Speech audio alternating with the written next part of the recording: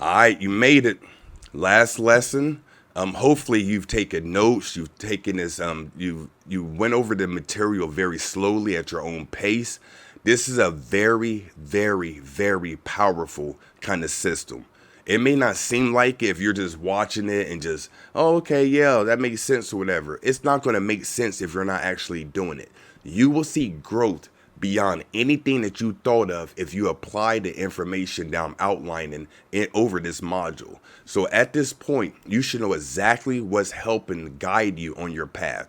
These are physical beings that we call guides. They're mentors and teachers. And most importantly, you should be following your spiritual nudges. Your spiritual nudges are going to lead you to the people, places, and things that will propel you on your path. That's your intuition, dreams, signs, and synchronicities. So at this point, there should be no question to what's helping me on my path. There should be no question on what to do. So I want to give you a few tips to leave you so you can make sure you put all these things together to make it pop for you on your spiritual path. The first of three tips is know your focuses. Know your focuses. If you went through each lesson, you should have written down, okay, what are my purposes? What are my lessons? What spiritual practices resonate with me? And more than likely, you don't have a long list of things that you want to accomplish, but you need to know your focuses. It's very difficult to focus on everything, but if you focus on one or two purposes, one or two lessons, and practice 1 to 3 spiritual practices, then that's manageable. But if you look at it like, okay, I'm about to work on this and this and this, and you're not going to do anything. If you work on doing everything, you do nothing. If you work on doing a little bit, you do a lot. So my point of this first tip is know exactly what you should be focused on right now. Not what you should be focused on next year or 2 years or your 5-year plan, which is fine. But it doesn't help if if you don't know what you should be doing right now. So the first tip, know your focuses at the current moment. Okay, the next tip, make spiritual growth a priority. Make it a priority. Right now, you know your focuses, you know what you want to do. But if you don't put a priority, then it's going to be very difficult to make this thing pop. If right now you may have a priority of going to work, taking care of your children, and just watching your favorite show.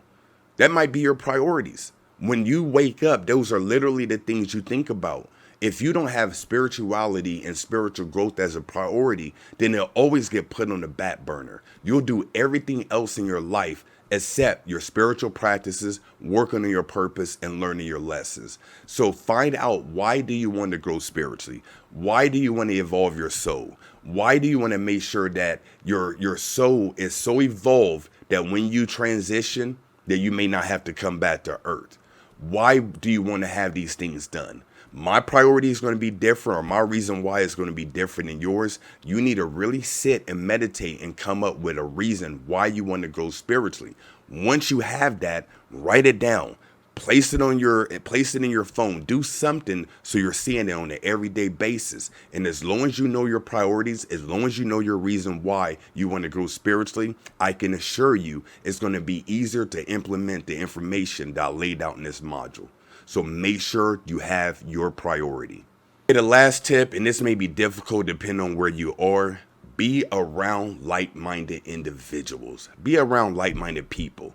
Find your tribe. Find your community. If you're in the Spiritual Mastery Accelerator program, make sure to join the live webcasts. We have 4 live webcasts every month. I can assure you, the biggest growth I've seen amongst our community is people I'm seeing on a regular basis. I've seen people who have barely known their spiritual gifts to charging people to share their spiritual gift.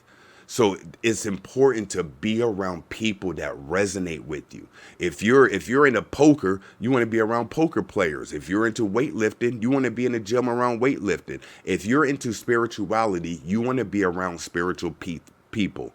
So you can look up meetup.com. You can go to Facebook groups. You can start joining people's community as far as YouTube.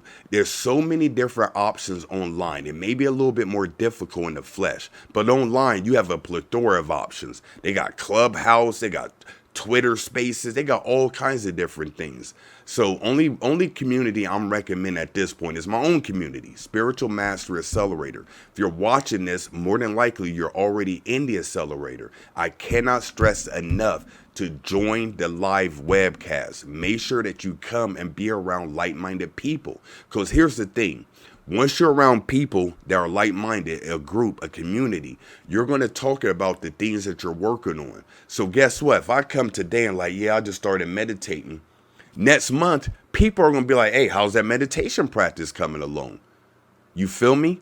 So once you're around people, they can hold you accountable. The people that are up here can help bring you up. The people are down here, you can help grow with them. So find a community that you're comfortable with. And that's the key. You want to be comfortable around your community. If you're a person that's on a spiritual path, you may not be comfortable going to church. So why would you do that? Now, if that's what you want to do, by all means, do you. But you want to be around people that motivate you, that inspire you. When you see them, you feel more motivated to get it in. So find your community, find your tribe, and become very active.